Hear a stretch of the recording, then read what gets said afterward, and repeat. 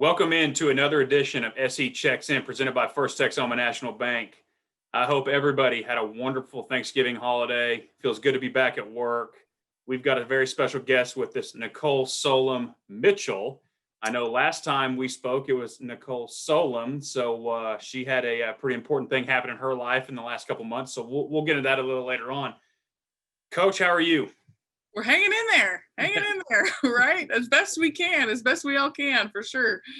So Southeastern volleyball ended their fall practice the week before Thanksgiving. So we kind of took it all the way up to the end, and we got a lot of good work in there in a new arena or new volleyball venue, which is great and looks great. We'll get into that too. So, like I said, Nicole is the head volleyball coach. She would have been going into year 2 this fall. Unfortunately, that virus derailed everything that we had going on, and so we had to do a fall practice, and your spring practice got cut short by half, correct? Yeah, I mean, pretty much March 13th, we were done. We went home and shut her down.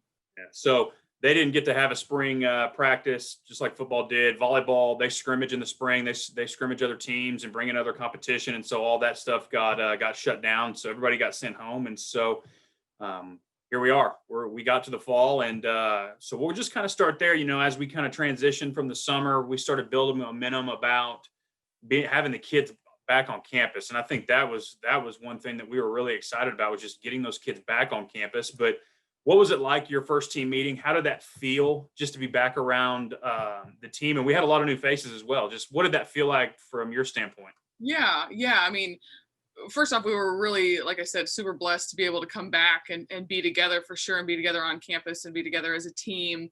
That first team meeting, I had 10 new kids, 6 true freshmen this year and 4 junior college transfers. So it was a new team. There was lots of new faces. So it was a really exciting time for us just to be together. And like I said, that first team meeting, it was just a little like kind of eerie, because it's like, well, we're meeting and we know we're going to practice, but we're not really playing. So what are we working for? What are we working towards right now? Yeah. And so things shifted, goals shifted, ideas of what we wanted to accomplish that fall kind of had to shift. And but they took it so well and embraced the challenge for sure. So it was a fun time, to get to know each other. It was definitely a different challenge than preseason and just normal practices, because we didn't know what we were playing for. We didn't know what we were fighting for. But I think it was a little bit of a blessing in disguise for us with so many new faces, because we got to bond and build relationships, and they got to see me as a coach, and they got to see the assistants, and just kind of bond with each other for sure. Obviously, it was sad that we didn't really get to compete, but we still got to practice, which is a lot more than a lot of other teams got to do. So we were really lucky with that. Well, I would say us not being able to finish spring ball, I'm sure that was welcomed as a coach, especially with all those new faces. And then, outside of practice, I thought you all did a fantastic job with your team building stuff, and to keep the student athletes engaged, because, early on we were talking about what can we do as an administrative staff to keep these kids engaged. And our initial thought was, well, they had so much taken away from them. And I think they're just so excited to be back in the weight room and back working out and back with their teammates. I don't think we need to put a huge emphasis on that right now. And then kudos to you and our other coaches of taking that time and creating some team building exercises. Some of the stuff you did got people new faces on campus involved. Our new president got involved in some of that team building stuff. So talk about that a little bit, and how that kind of eased that transition of, because like I said, when we got back, we didn't know what we were playing for. Then we make the announcement that we're kicking it to the spring, and we'll get into the spring schedule a little bit later on. But talk about that, and just talk about those things you did outside of volleyball to keep your girls engaged. Yeah, that was one thing over the summer that my staff and I talked about quite a bit was, I wanted to be prepared. We were ready to go if we were going to play in August. Like, we were going to be prepared. We knew what we were going to do. But then it was like, okay, what are we going to do to keep these kids motivated, entertained, excited, charged, and ready to go if we don't know what we're competing for. Mhm. And so we kind of created this Harry Potter Tri-Wizard tournament. Yeah. And my assistant Taylor loves Harry Potter, so she went with it full force. And I said, great, go for it. Let's create this tournament. And we made teams, you know, the Hufflepuff, Gryffindor, Slytherin, and Ravenclaw. There you go. Yeah, Harry Potter's not my thing. So we had to make all these teams, and you know, we made them evenly volleyball wise, but then spread them out with between classes and different positions and stuff. But we made we did like a scavenger hunt throughout campus, and that's when we got the president involved, and we got lots of people in campus involved, and that it helped the new kids explore campus. They found new things, they found different buildings. We did a dodgeball tournament. We did a relay race. We've just tried to do lots of different activities. We did a dance off. We did a poster drawing, like their crest. So we had fun with it. The girls had fun with it, and it was just something for them to compete with that had nothing to do with volleyball, and try and keep them motivated and keep them excited. And they got points throughout practice, so we could hand them some fun awards and stuff like that. And they got to dress up in costumes and their dance off and stuff. So they had fun with it. It was something that I think was important to continue on, something for them to look forward to, just because, like I said, we didn't know truly what we were working for, because we didn't know if even at that point if we truly are going to play in January. You know, we're hoping, but you just never know. Right. So, you know, you get this unique fall practice schedule. How did that compare to maybe the spring? Was it a better, worse, the same? I mean, I know you're teaching new things, and you know, with these new girls, you're talking a new language because they all come from different programs and all that. How did that work for you, and how did that work out being a fall off season? You know, compare that to how it was in the spring and in a normal spring. Yeah, you know, it was a little interesting just to basically say, oh, let's flip our season and have our spring season in the fall, and how is that going to work, and how do I traditionally train in the spring compared to the fall? You know, in the fall, you're normally trying to, okay, here's my 6-7 person lineup, and this is what I need to work with, and this is my lineup, and this is what we got to tweak, and we got to make these things. Whereas in the spring, I'm normally training, everyone's playing everything. You know, we're playing off in spring tournaments, and everyone gets an opportunity to show me what they've done, and lots of individual training sessions. So it took a little bit of sitting down with the staff and figuring out, what do we want to accomplish this fall in our quote unquote off season? Are we training? Are we doing individual training? Are we doing more team stuff because we know we're going to play in the spring? And so, you know, we alternated a little bit. I was able to go back and forth. I think with our 8 hours a week, we went into a little bit more of just team. Let's get to know each other. Let's play. Let's get together. Let's feel each other out. And then kind of more when we went into our 45-day time frame is when I broke things down a little bit more, did a little bit more of that individual training. And that they craved that a little bit. I think they wanted that let's break stuff down. What do you want from us, coach? What techniques do you want? And then we were able to alternate and kind of go back and forth between that individual training and that just get after and play as a team. You know, there's 18 of us. And so it was nice to have a big number compared to what I had my first year. And so it was just nice to get in and play and compete and get after it and just see some really, really good volleyball. Yeah, I figured that the girls were just wanting just to be able to be in that and in that environment. So, you know, you said 10 new faces. Yeah. For Southeastern volleyball coming in, and you know, I compare this. You know, football and volleyball start at the same time. They're usually within a week of each other for fall practice, fall camp, and all that kind of stuff. What about how that acclimatization period worked for you all? You know, normally you guys are reporting, and in day 2, it's full-fledged volleyball transfers, freshmen, returners. You've got that mix of people, and there's some kids that have no clue where their dorms are. You know, and so. Do you think that acclimation period where they had a little bit of time to transition into being a student first, then an athlete, do you think that helped? I think so, you know, especially with what's happening in the world. Everything was so chaotic and nothing was normal, if you will. And so everything was just so different in how things were ran. And especially as incoming freshmen, like getting into your dorm room and finding your classes, or no, this one's online this year, and, you know, stuff like that. So I think it made it a little bit of a better transition, especially for those true freshmen, or even those 10 total with the junior college transfers. It made it a little bit of an ease for them to transition here. You know, in those first 4 days, we couldn't do anything anyways, those first 4 days of classes. So it was easy for them to kind of, okay, here's my routine. Here are my classes. I have my dorm. I'm in my dorm now. Now that I have this class this day, and this class is online for these few days. And it made it a little bit easier transition for them. And then we could progress into volleyball. And it wasn't all just boom, I'm a freshman, boom, I'm away from mom and dad, and boom, we're in a pandemic and I don't know what's happening in the world. But so it we eased them in for sure. I think that definitely helped. And like I said, with 10 new faces, it was a little bit of a blessing in disguise for us. Did you see any difference in the returners, the way they took on practice, with them having everything taken away from them in the spring, and the 4 seniors going into their senior season really not knowing what's happening? Did you see a difference in their mindset because of so much got taken away after March?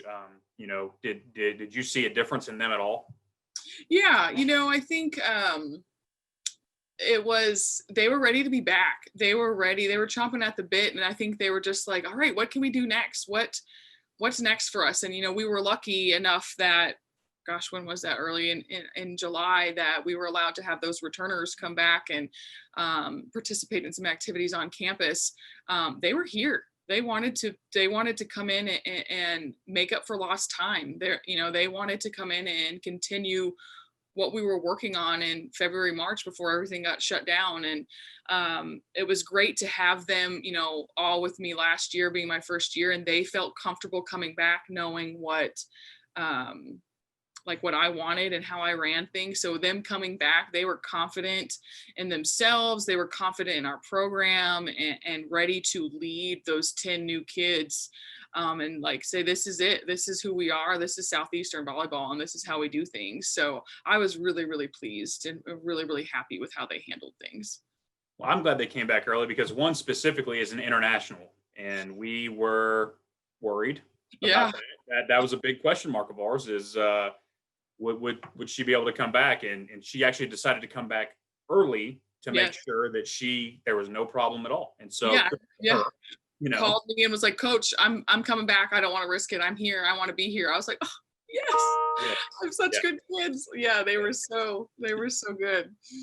So another wrinkle in this, you know, COVID, 10 new faces. You hired a new assistant coach as well in July. And so that's a new person that you have to get used to. Your other assistant has to get used to. The players have to get used to, and then she has to get used to you. So how was that, you know, bringing on a new coach in the middle of all this, and really just, you know, being a fairly young staff, and then having a new coach come in the mix? How's that, and how is your staff? Yeah, I was able to hire Tara, gosh, about July. And she's been awesome. She's been great. She was an assistant coach at Taft College in California. And so bringing somebody in with some previous assistant coaching experience has been fantastic. You know, she didn't skip a beat. So it was really nice to have her kind of come right in and fit right in with our staff.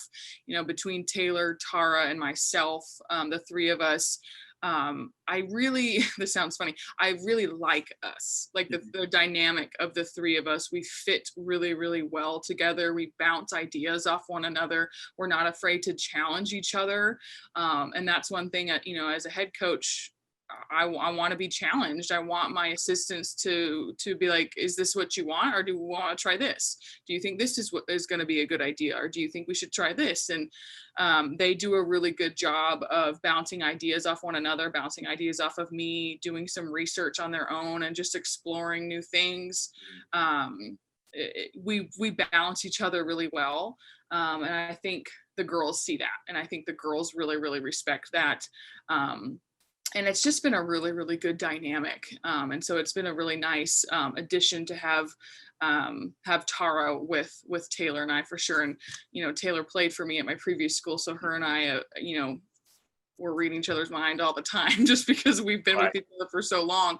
And so Tara came in seamlessly with that. And so the girls really respect her as well. And it's been a really, really smooth transition. And they've been really helpful with me during all of this. If I've needed anything, they've been right there to help and get stuff done. And they've been a really great asset, not only to me, but to the girls as well. Yeah, that was the other thing I was going to bring up. Our other assistant coach played for you at another school, so that also helps with that relationship. And I think it's important to have a coach that is open to the idea of your assistant coaches bringing things to the table that they think are important. Yeah, I think that's so important. Yep, that was one thing. When I got hired here, I knew right away I was going to bring Taylor with me. She played with me, or played for me at Winona State.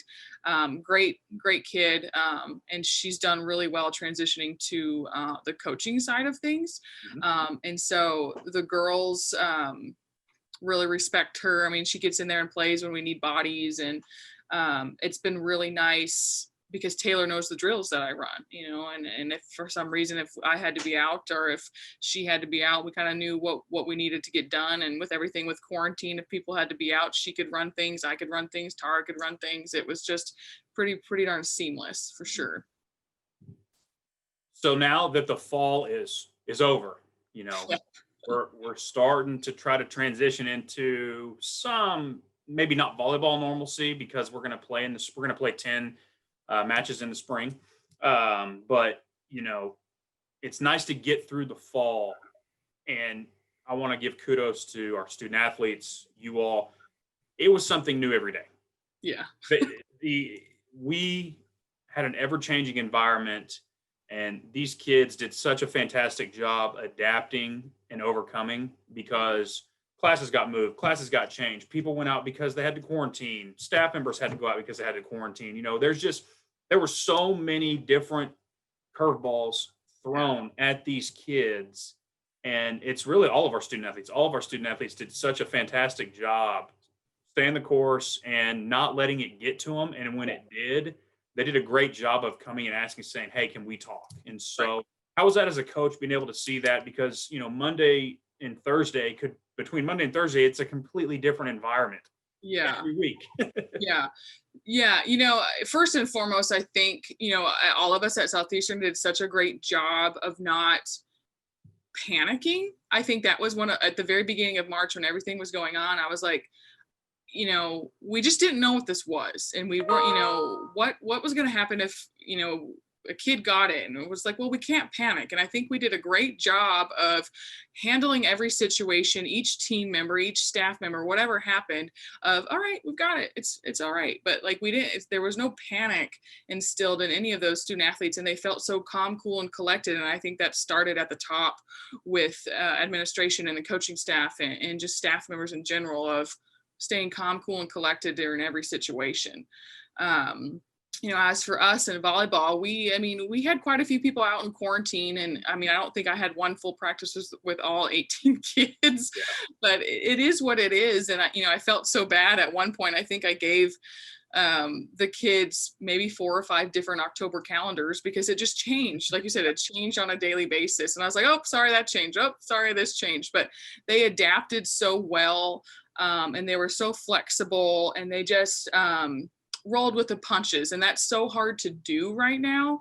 I think everyone's mental health is just, it's so up in the air right now. And I understand why. And these, we're asking these kids to do all these different things and keep their head on a swivel, and they are doing it with such class and such grace right now, that it's, they are truly someone that I look up to right now, because of how they're handling every day, academics, athletics, what the future holds, what they don't know the future holds. And so I think, for us volleyball wise, we did a really good job of just trying to communicate with them of, we're going to take this day by day. We're going to take it practice by practice. And today, this is what we have, and this is what we can control.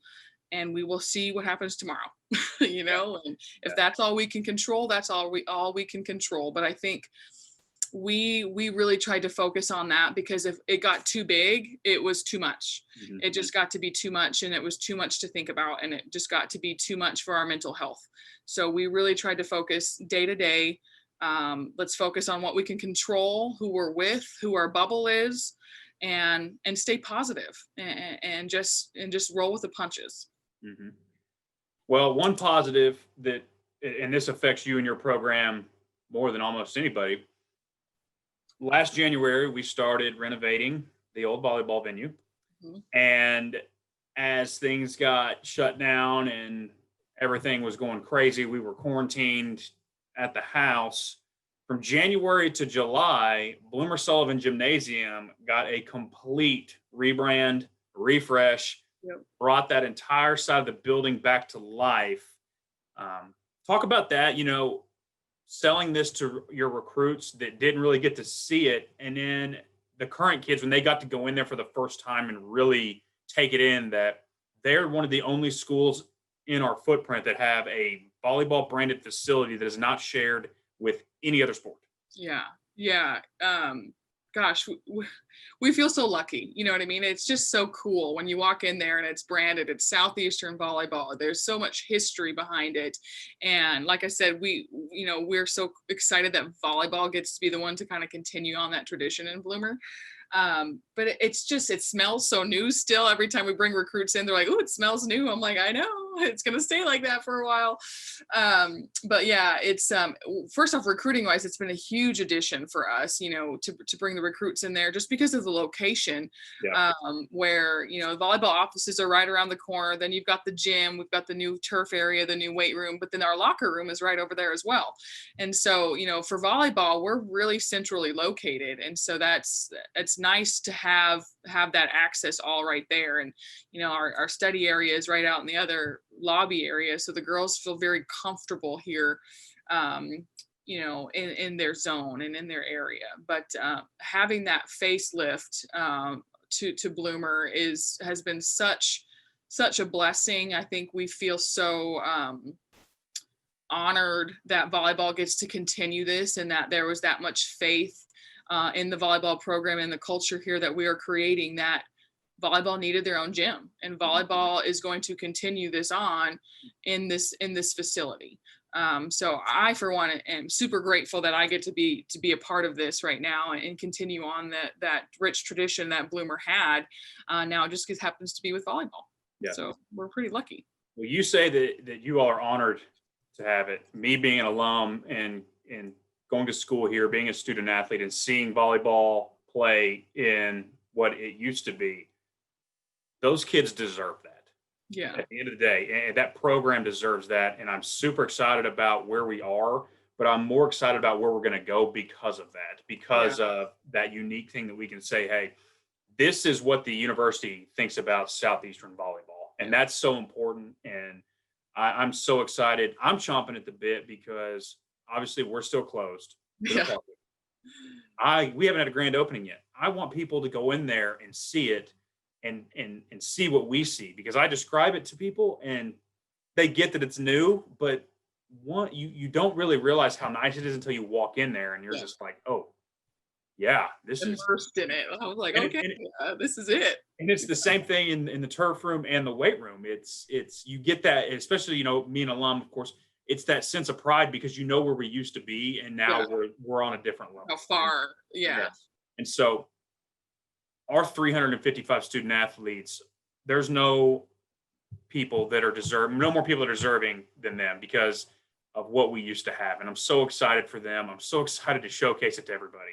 Yeah. So we'll kind of transition from here. Well, before we transition, I mentioned before. So last time we spoke, Nicole Solum. Yeah. Now Nicole Solum Mitchell. So talk about what happened over the last couple months there. Yeah. Well, got married in May 22nd. We got married. Officially married. We didn't have our wedding, obviously. Corona put a little kibosh on a few things here.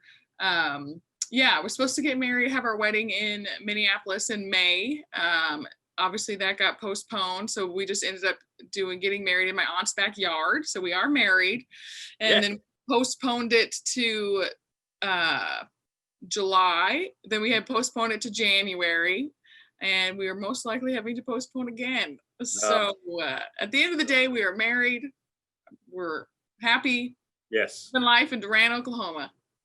Yes, I do love Durant, Oklahoma. So spring outlook, 10 matches over a period of time. I know that's not a full season, but it's outside competition and you don't have to play each other. And one of the unique things is the girls do not lose a year.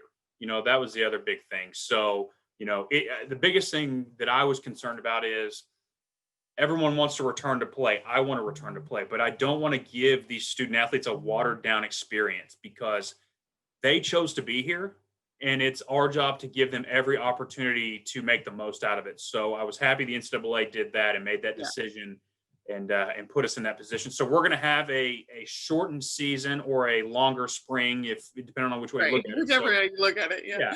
So it's an opportunity to play other people. So what are your thoughts moving into that? What do you want to see from your team? What are you thinking about that? Yeah, I think first and foremost, I'm glad we're able to do this. I want to be able to do this in the most safe, healthy, protective way that we can. And if this is the route that we're going to go, I'm glad that we get to get out there and play somebody besides ourselves at this point. I think the girls need it. Across the board, athletes, they need to be able to play somebody besides themselves right now. And I think this is going to be a great opportunity for us to get out there and just see what we've been working on. I think see where we're at, see where we stack up, see how did we attack the fall? How did this truly benefit us because of our 10 new bodies and getting that opportunity to train for 4 months before we normally get to play only 2 weeks beforehand? How did we handle this? How did we attack the day? How did we attack the fall?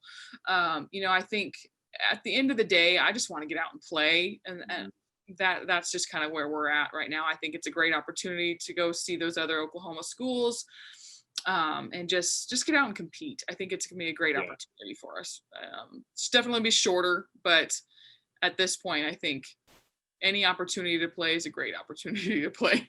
Well, like I said, 10 new faces, it's almost a warm up. And I think it's going to benefit us at Southeastern because we had so many new faces, new staff, a lot of new challenges. I'm ready for people to come check out our new volleyball venue and play in there and then be like, oh man, I should have gone to Southeastern. Well, too bad, so missed your shot. So and now, signing day was last week for volleyball. That period extends almost all the way. It extends till August. So recruiting never stops for you. Like I said, 10 new faces that are already here. Signed 2 in the fall. Yes. What else are you? What else? Who are you trying to bring in some more? What's your goal? The 10 new faces that came in this past fall, they're with us now. I have 2 that had signed in the early signing period with us just a couple weeks ago. I have 2 offers out. Currently have 2 offers out, and I'll probably add a couple more faces to that. I think across the board roster sizes are going to look a little larger just because everyone does get that eligibility back. But I'm okay with that. I think the more the merrier for me right now at this point. And I think we've got such competitive kids. I want those gritty kids in here and want to compete and play. And that's what Southeastern volleyball is. And the more of those gritty type of athletes that I can get, we're going to compete and we're going to play. So it's definitely coming together. I like the look that I'm getting with my program, and I like the culture that we're creating. I like the standard that we're setting here, and these kids that are here now, and the 2 that I have coming in next fall, they're only going to make us better. They're only going to make us better. And I'm super excited for the future of this program. And like I said, with my staff, we're just moving in the right direction. We're taking the right steps. We've got the right people here. We've got the right support, like I said, with the gym and administration, we're just, we're doing good things. We're doing really, really good things. And I'm just so proud of us and what we're doing here at Southeastern. I'm of the mentality, you're bringing in more girls, bigger rosters, but if they're all competitive, to me, that's a rising tide, and a rising tide is going to lift all boats. And so, I think it's going to be a very good thing for Southeastern volleyball And like I said, I think everything is coming together for us, and not just for volleyball, but a lot of things on campus, and new president, record enrollment. I think we're doing really good things here. I'm super excited to be here. I love being back at Southeastern, because like I said, I know where we were. So got a couple more questions for you. Like I said, you're going into this should have been year 2 for you. Should have, yeah. So when you saw the Southeastern job come up and you took it, why Southeastern? Yeah. For first off, I think the conference, the Great American Conference, was a really good conference, and coming from the Northern Sun, for my previous job, I felt really prepared. I felt really prepared for this, and knowing that the Great American Conference was also in that region, and I was very familiar with that. Southeastern stood out. Secondly, the location.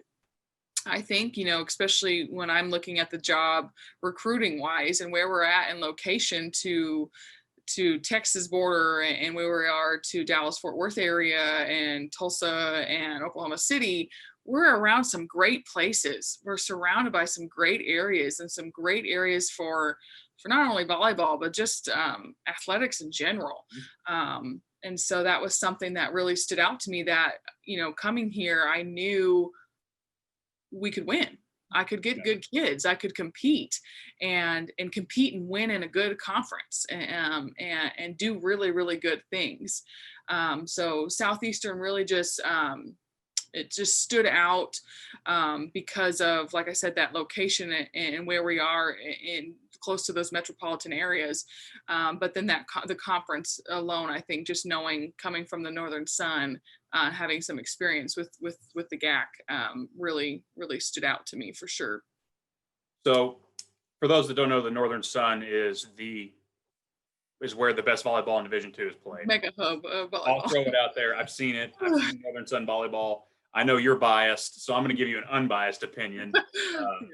I've seen the Lone Star. I've seen other conferences. The Northern Sun is a very high competitive volleyball conference. We're excited to have representatives from the Northern Sun at Southeastern Oklahoma State University, because again, they're going to bring that mentality here. I'm so excited for that. Another thing we talked about is the support. We've got great alumni support too, and that's another big thing for us. Is 317 people donated to our volleyball gym, weight room, and turf room. And so that is huge for us. We cannot wait for them to continue to be re-engaged and re-energized by these new facilities, and get them up here on campus. So we got 2 more questions for you. One, what did you do for Thanksgiving? My husband and I were with my mom and dad. That's good. Good deal. We're low key, right? Can't do too much. There's nothing wrong with that. So. Right? Eat some good food, watch some TV, watch some football. Is it dressing or stuffing? You're asking the wrong person, because I say neither. Well, what do you call it? I don't like either one. Oh, no. I know. I shouldn't say that. I'm the pickiest eater ever. I'm the pickiest eater ever. You could have said both. I know. I'm honest. I'm honest to a fault. Yeah, well, hey, I do respect that. So I ask everybody this. What else do you want to say that I didn't ask? Is there anything else you want to get off your chest? The floor is yours. I just think, from the volleyball standpoint, we are so appreciative of all the donors that contributed for the gym, for the turf room, for the weight room.